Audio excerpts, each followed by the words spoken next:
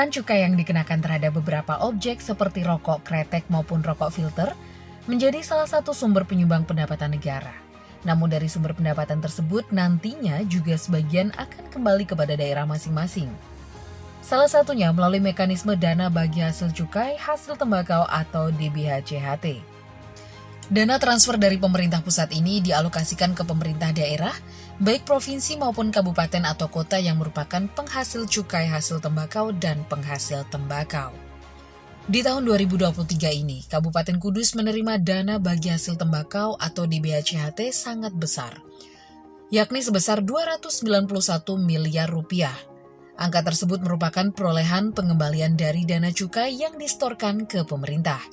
Sementara Kabupaten Kudus sendiri di tahun 2022 lalu menyetorkan hasil cukai ke pemerintah pusat sebanyak 37 triliun rupiah. Hal ini tentunya karena adanya peran perusahaan rokok kecil hingga perusahaan rokok besar Kabupaten Kudus sebagai penyumbang pita cukai terbesar untuk pemerintah pusat.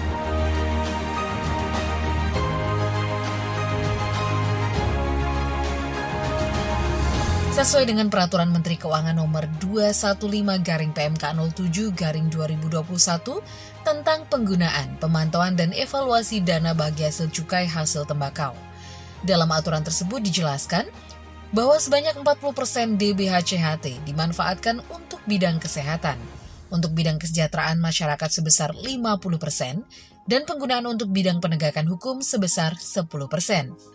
Menjelang akhir tahun 2023 ini, pemerintah Kabupaten Kudus terus kebut melalui kegiatan sosialisasi perundang-undangan di bidang cukai di sejumlah lokasi di Kabupaten Kudus.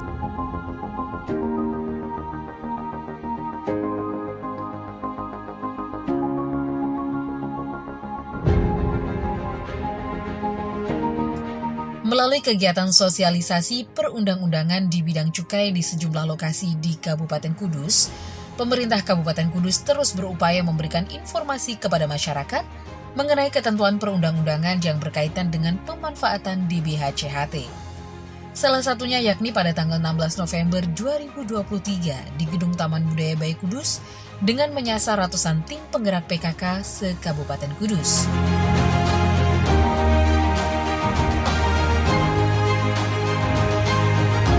Selain memberi pemahaman terkait sosialisasi perundang-undangan di bidang cukai, peserta juga diberikan pemahaman jenis rokok legal dan ilegal serta manfaat pita cukai untuk negara.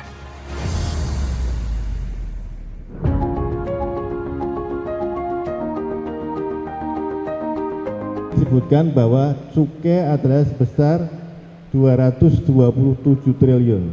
Berarti dari slide yang pertama ini kita bisa ambil kesimpulan bahwa cukai adalah merupakan bagian dari penerimaan negara.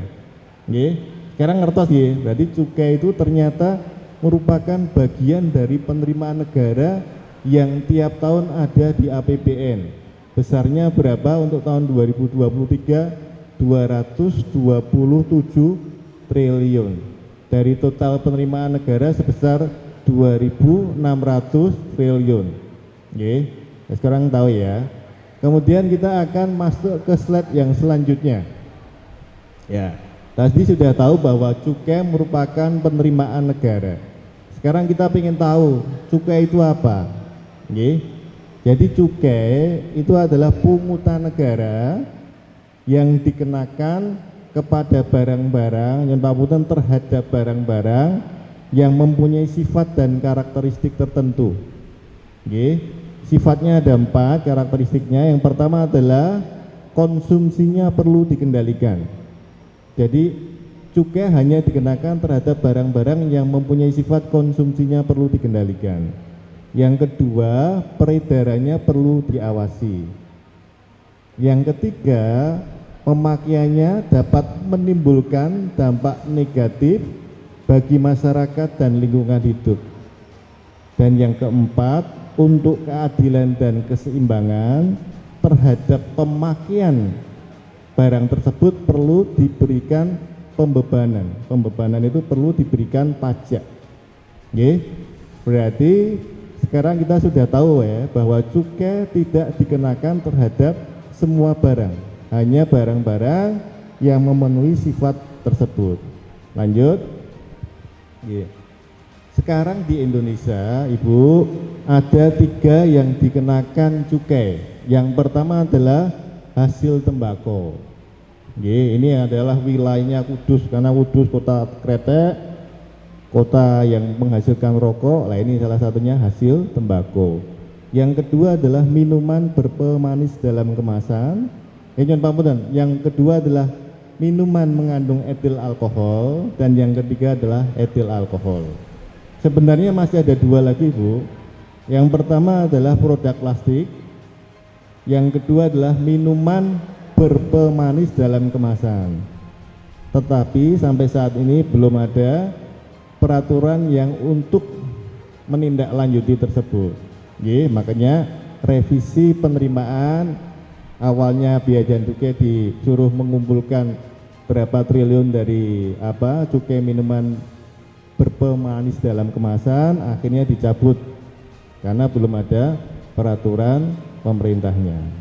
Pemkab Kudus berusaha semaksimal mungkin untuk melaksanakan belanja DBHCHT secara maksimal, baik di bidang kesejahteraan masyarakat, bidang kesehatan, maupun di bidang penegakan hukum. Tidak hanya itu saja, sebagai penyumbang dana cukai terbesar untuk negara, Kabupaten Kudus juga melaksanakan prioritas pembangunan infrastruktur dari kebijakan Menteri Keuangan di tahun 2023 ini. Ketua DPRD Kudus Mas An mengajak tim penggerak PKK Kabupaten Kudus turut andil menjadi pelopor pencegahan peredaran rokok ilegal di Kudus, serta bersinergi dengan Dinas Kesehatan Kabupaten Kudus dalam penanganan stunting melalui DBHCHT Kabupaten Kudus. Cukai seperti yang disampaikan Pak Fikri, Kudus mendapatkan tahun 2023 ini 200 miliar. Mas Budi, berapa Kudus? Berapa? 1939. Oh, itu yang ke APBN. Oh, yang Kudus mendapatkan dana cukai besar, tetapi penggunaannya ora iso kanggo piknik PKK. Umpamane dana cukai ini kok bisa kanggo piknik jenengan? Alah, ora mung Singapura, tak jak lunga ning Amerika. Amerika napa Palestina? Pripun ning Palestina?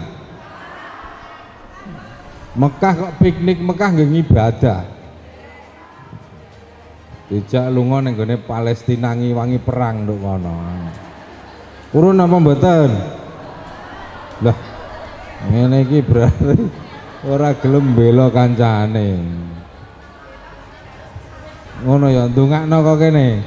Ya wis angger dongakno terus. Dongakno nggih. Mereka ben aman, ben merdeka. Lho ketembak kan mangke mati syahid tak ketembak. Jenengan purun mlebet swarga napa mboten? Purun. Besok napa sakniki? Besok mawah berarti jadi kepengen urip niki berarti. Sami kalih kula. Sami kalih kula. Dana cukai besar peruntukannya sudah diatur oleh Menteri Keuangan. Nama Menteri Keuangan Bu Sri Mulyani. Wis pokoke angger ngadepi wong wedok niku angel. Ora mung wong rokok tok sing angel dikandani. Ngadepi Bu Sri Mulyani, Bu, Kabupaten Kudus untuk dana cukai akeh njaluk tulung mbok ya penggunaannya di ben sak senenge daerah sesuai dengan kebutuhan Kabupaten Kudus. Ora gelem lah niku. Penggunaannya diatur 50% kanggo kesejahteraan masyarakat. Di dalamnya sekarang ini rada longgar ana pembangunan infrastruktur, wonten pelatihan tenggene BLK. Biasanya ini dimanfaatkan oleh ibu-ibu PKK. Latihan make up, latihan jahit, terus napa nih krul niki lho napa jenenge? Salon. Wes. Apa niku? Saniki jenenge apa niku? Rebonding rak sing lurus, nak sing ungker-ungkeran niku napa jenenge? Wah ora ngerti aku. Nak cilikanku kuwi jenenge krul.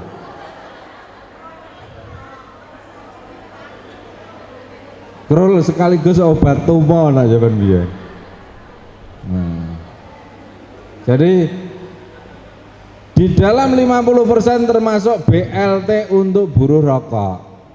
Terus BLT ini mawon niku 30%, nak ping 200 miliar ya berarti 20 miliar piyambak niku kangge BLT. Lah yang 20% bisa dimanfaatkan untuk ibu-ibu PKK. Ono pelatihan sambil nopo mangke ngandani bagaimana supaya stunting di lingkungan masing-masing itu dapat ditekan.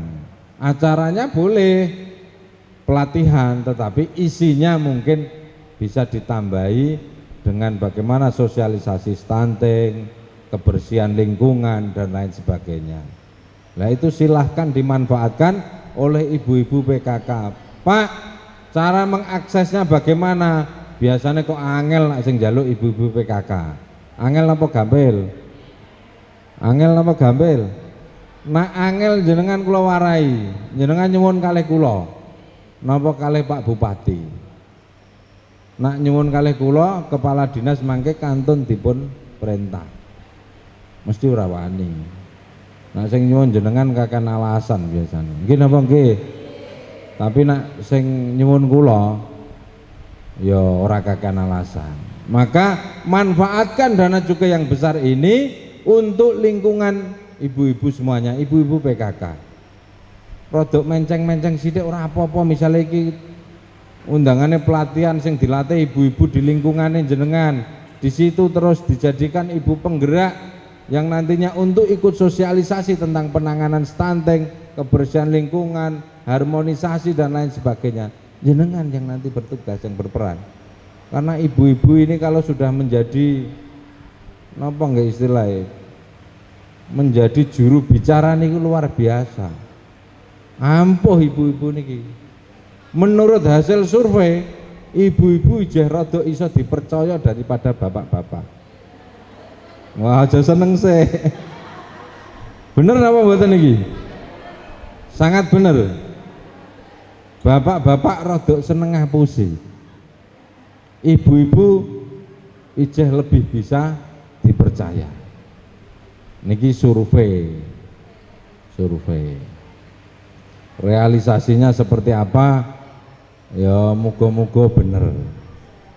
Maka tentu dengan hasil survei ini ibu-ibu bisa menjadi juru bicaranya pemerintah kabupaten. Bisa menjadi apa ya namanya? Bisa membantu program-program pemerintah dalam rangka penanganan misalnya kemiskinan, misalnya bantuan sosial yang dari pemerintah kabupaten, pelatihan-pelatihan seperti tadi, ibu-ibu yang membutuhkan itu. Kalau influencernya, kalau juru bicaranya itu ibu-ibu, kalau ini kompak bahasanya sama, stunting terus hilang.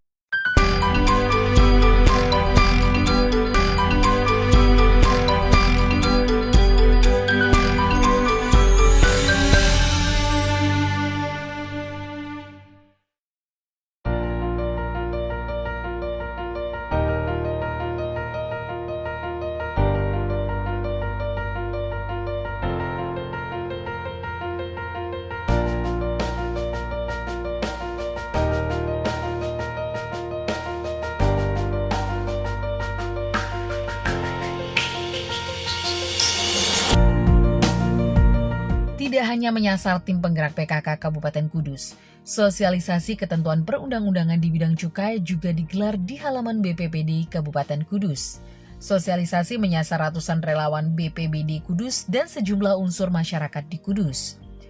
Dalam kesempatan tersebut, penjabat Bupati Kudus Bergas Catur Sasi Penanggungan menjelaskan, relawan BPBD memiliki peran yang sangat penting di Kabupaten Kudus. Namun sebagai relawan juga diminta untuk peduli untuk menekan peredaran rokok ilegal di Kudus agar Kudus tetap zero rokok ilegal. Berkas menjelaskan, sesuai dengan peraturan Menteri Keuangan saat ini, dengan mengacu Menkeu nomor 215/PMK07/2021 tentang penggunaan, pemantauan dan evaluasi dana bagi hasil cukai hasil tembakau. Pada pelaksanaannya, Pemkab Kudus masih menjalankan aturan tersebut sesuai regulasi, yakni 50% dibelanjakan untuk bidang kesejahteraan masyarakat, 40% digunakan untuk bidang kesehatan, dan 10% digunakan untuk penegakan hukum.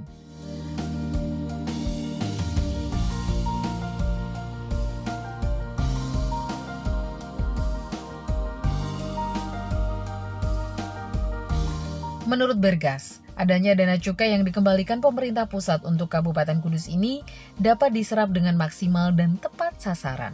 Pasalnya dengan alokasi tersebut, jika benar-benar dimanfaatkan, sangat membantu kebutuhan pemerintah Kabupaten Kudus. Seperti di bidang kesehatan, yakni untuk penanganan stunting dan juga untuk jaminan kesehatan bagi masyarakat Kudus yang tidak mampu. Salam Tangguh! Kencang lagi. Salam Tangguh! Terima kasih. Bapak Ibu sekalian, hari ini kita diberi kesempatan bisa silaturahim di acara sosialisasi cukai. Tentunya saya terima kasih kepada pemerintah daerah, kepada Kementerian Keuangan PMK yang telah memberikan kesempatan kepada kita untuk bisa mengadakan sosialisasi ini yang dihadiri oleh teman-teman relawan.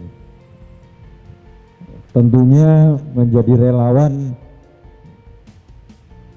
adalah sebuah kebanggaan dan tidak semua orang bisa menjadi relawan.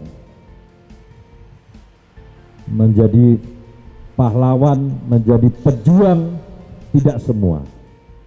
Tentunya saya terima kasih teman-teman Destana,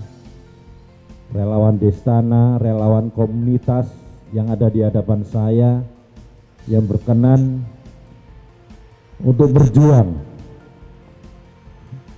dalam rangka membela negara dan bangsa, utamanya yang berkaitan dengan kemanusiaan. Rokok ilegal juga bagian dari itu. Apa yang kita rasakan hari ini, apa yang kita rasakan fasilitas yang didapat untuk Kabupaten Kudus dari hasil cukai itu dari hasil pemberantasan daripada rokok ilegal. Di mana hasil rokok-rokok ilegal itu yang cukainya terkumpul dan dikembalikan kepada kita untuk kita jadikan, kita manfaatkan sebagai sarana prasarana. Termasuk di dalamnya nanti adalah bagian apa yang disampaikan oleh Ketua DPR adalah dalam bentuk pelatihan. Saya berharap betul apa yang tadi disampaikan Ketua DPR dapat diwujudkan. Apalagi posisi kami saat ini diberi kesempatan sebagai pejabat bupati untuk bisa mengeksekusi itu. Saya berharap teman-teman bisa memanfaatkan itu. Saya nyuntulung nanti Pak Asisten 2 bisa menjabarkan kira-kira pelatihan apa yang tepat. Di sini tidak hanya teman-teman Destana, rekan-rekan relawan yang ada di Desa Tangguh Bencana, di sini juga ada relawan komunitas dari Rapi, Orari, ya, ada PMI juga. Dan tentunya ada teman-teman disabilitas. Saya terima kasih kehadiran teman-teman disabilitas.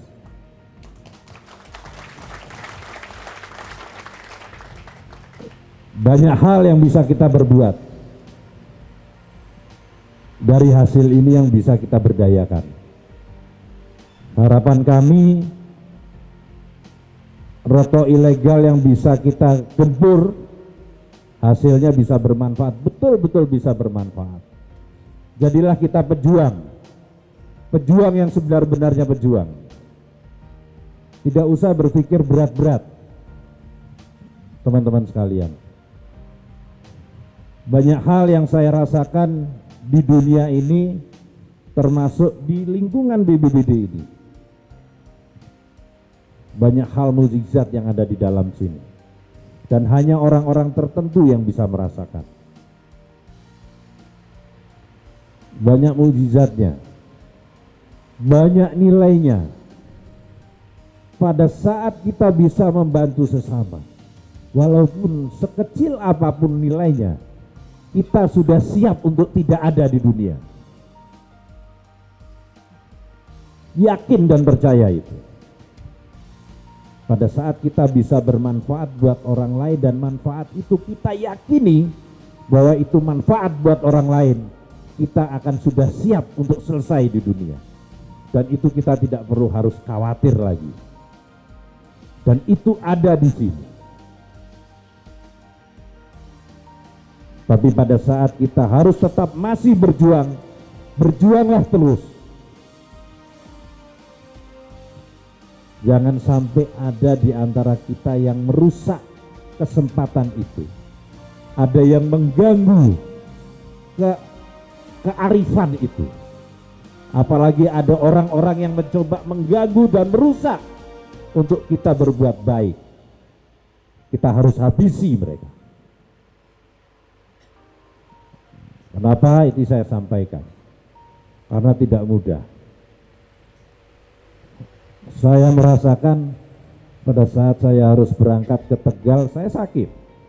Saya masih di rumah sakit, saya cabut info saya sudah bilang dalam hati saya, kalau saya harus selesai di tengah jalan, saya siap.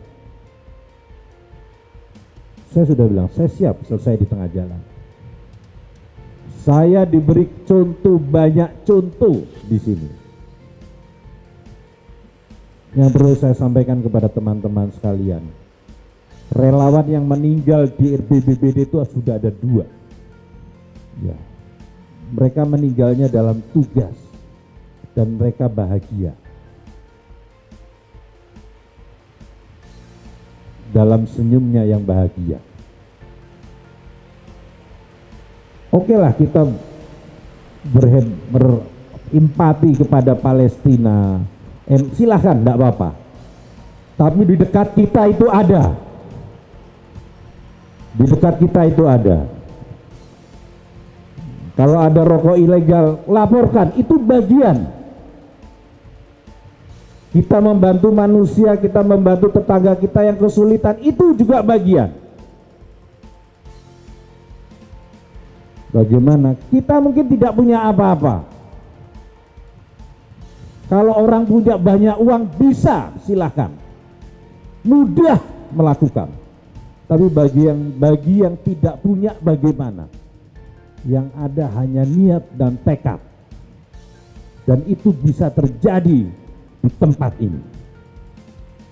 Maka saya harap betul kepada teman-teman sekalian, semangat juang tetap harus ada. Jadilah relawan yang sejati-jatinya relawan. Jadilah sejati-jatinya relawan kemanusiaan yang betul-betul manusia. Bahwa kita adalah manusia yang beradab. Kita sudah punya Tuhan, kita tinggal punya kemanusiaan.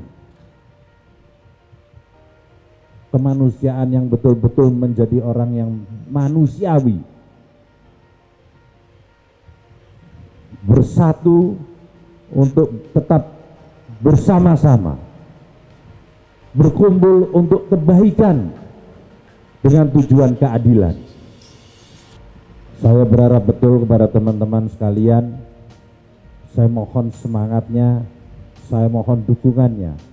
Bantu teman-teman kita, para masyarakat kita di lingkungan kita yang mungkin belum bisa apa-apa.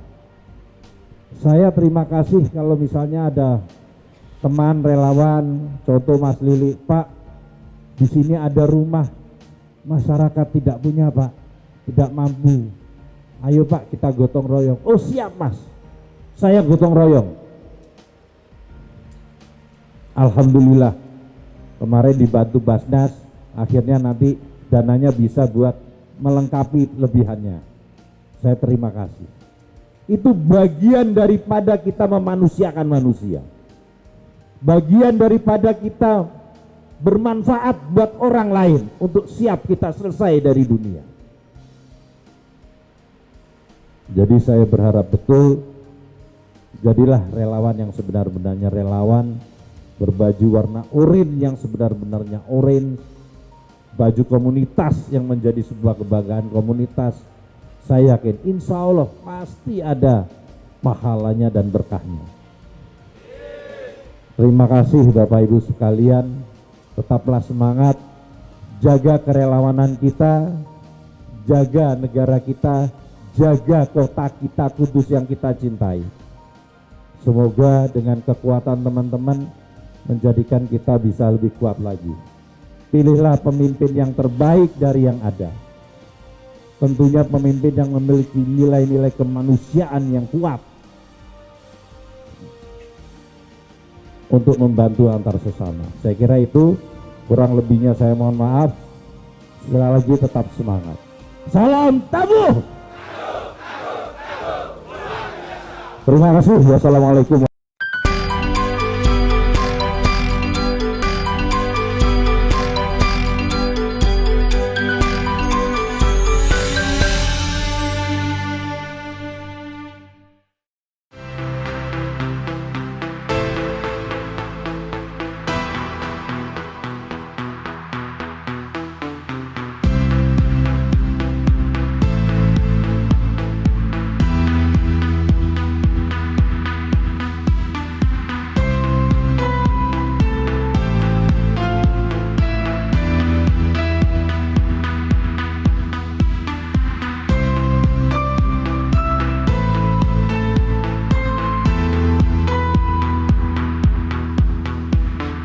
Dana hasil cukai hasil tembakau untuk Kabupaten Kudus memiliki peran yang sangat besar, antara lain untuk penanganan kesehatan, kesejahteraan masyarakat melalui pelatihan maupun bantuan langsung tunai untuk pekerja rokok dan pembangunan infrastruktur di Kudus.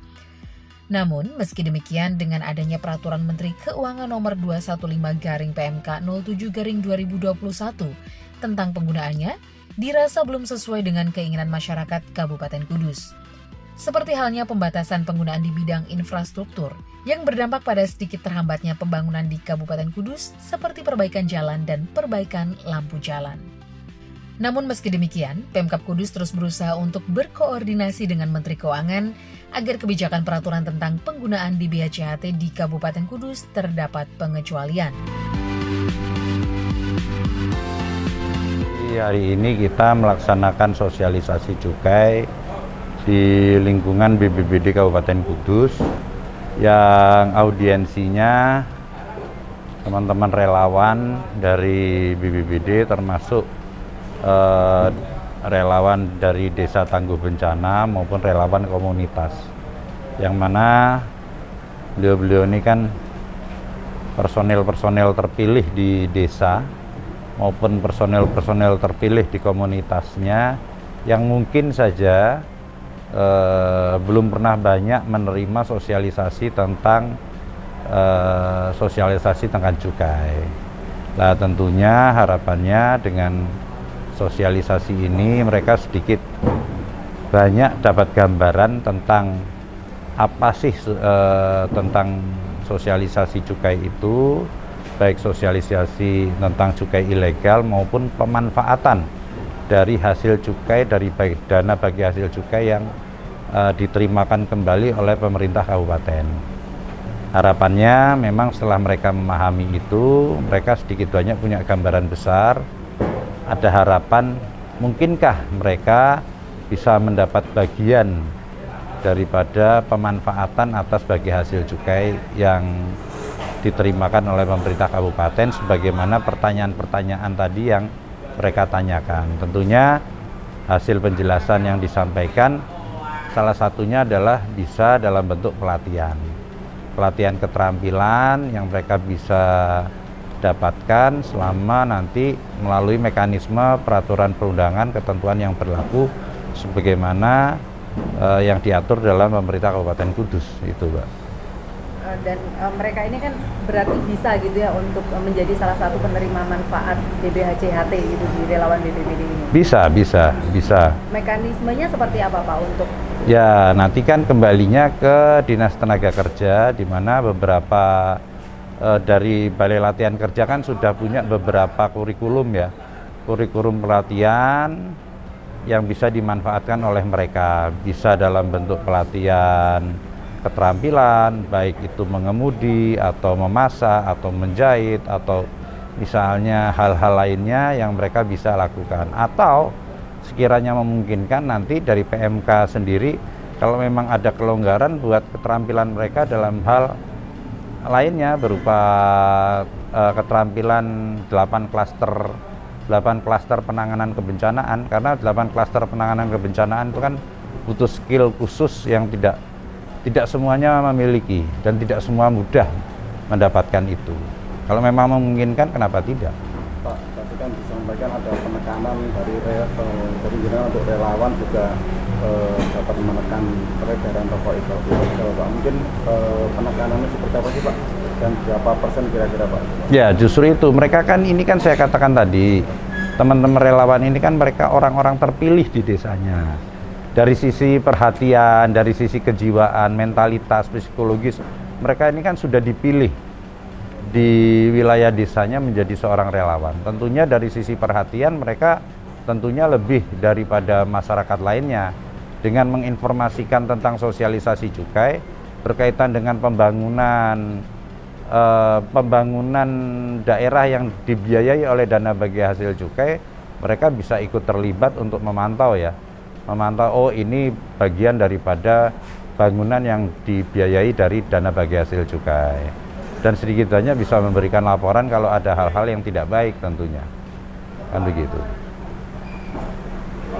Selama ini Pak, untuk Kabupaten Kudus sendiri angka peredaran rokok ilegal seperti apa Pak? Ya, dengan banyaknya sosialisasi yang disampaikan, insya Allah terjadi penekanan luar biasa ya untuk tidak terjadinya rokok ilegal yang ada di Kabupaten Kudus ya. Minimal bisa mengurangi banyak sekali lah, atau syukur-syukur bisa hilang sama sekali. Ini pengalaman pertama kami mengikuti sosialisasi cukai yang isinya informatif sekali untuk kami yang sangat awam. Bahwasanya di Kudus ini banyak ternyata anggaran yang telah dikeluarkan dari cukai, dan kita dikasih pemahaman bahwasanya anggaran dari cukai ini sangat menyebar dan sangat bermanfaat di masyarakat. Yani tadi disampaikan untuk kesejahteraan masyarakat, untuk kesehatan, serta yang lainnya tentang hukum. Dan ternyata kita baru tahu bahwasanya pendidikan juga disokong dari cukai, kegiatan PKK juga bisa disokong dari anggaran dari cukai. Dan ini sangat bagus sekali buat kita, sehingga nanti bisa diimplementasikan di PKK guna untuk menganggarkan jadi kegiatan-kegiatan PKK biar lebih aktif lagi, karena memang sumber dana dari cukai itu ada seperti itu. Itu aspirasi masyarakat yang konkret dari bawah. Jadi memang penggunaan dana bagi hasil cukai ini belum sesuai keinginan dan kebutuhan Kabupaten Kudus, belum sesuai. Walaupun begitu kita bersyukur, alhamdulillah, karena perkembangan semakin ke sini ada tambahan. Satu contoh misalnya bisa untuk pembangunan infrastruktur. Ini cukup membantu untuk mengejar ketertinggalan selama masa pandemi yang kita anggaran alokasi untuk infrastruktur sangat kecil. Nah, tentunya dengan adanya ini terus akan kami sampaikan kepada Bu Menteri Keuangan bahwa aspirasi masyarakat itu penggunaannya ingin diantaranya adalah untuk pendidikan. Apakah nanti untuk infrastruktur pendidikan maupun penyelenggaraan pendidikan yang ada di Kabupaten Kudus yang menjadi kewenangan kabupaten, SD, SMP, TK, PAUD dan lain sebagainya, itu yang tentunya menjadi kewenangan daerah, kabupaten, yang tentunya sesuai dengan yang disampaikan dari peserta sosialisasi ini, ya tentunya sudah menjadi tugas kami untuk menyampaikan ke pemerintah pusat. Terkait kolaborasi penanganan stunting tadi Pak, mungkin apakah maksudnya untuk PKK ini dapat mengambil dari dana yang 50% atau mungkin bagaimana Pak? Kan sudah ada anggaran di kesehatan. Kesehatan itu ada anggarannya masuk di DKK maupun di Dinsos. Di antaranya untuk penanganan stunting. Ini membutuhkan peran serta dari seluruh masyarakat, di antaranya ibu-ibu PKK.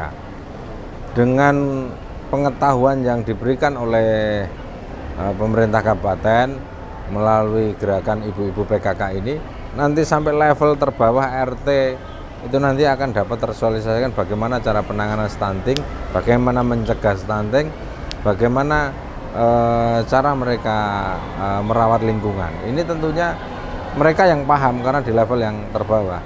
Jumlahnya ada berapa, siapa orangnya, karena mereka ada di wilayah itu tentunya akan lebih konkret lah. Tentunya dengan anggaran dari dana bagi hasil cukai yang diberikan di dinas sosial maupun dinas kesehatan, di antara untuk penanganan stunting itu ya dimanfaatkan semaksimal mungkin. Ya mungkin bisa kerjasama dengan ibu-ibu PKK yang ada di level desa, kecamatan maupun kabupaten. Pemkab Kudus berharap sosialisasi perundang-undangan di bidang cukai dengan menyasar tim penggerak PKK dan sejumlah relawan BPBD di Kudus dapat menularkan kepada masyarakat tentang pentingnya memerangi rokok ilegal. Masyarakat diharapkan dapat memberikan informasi terkait adanya peredaran rokok ilegal sehingga Kabupaten Kudus dapat mempertahankan zonasi zero rokok ilegal.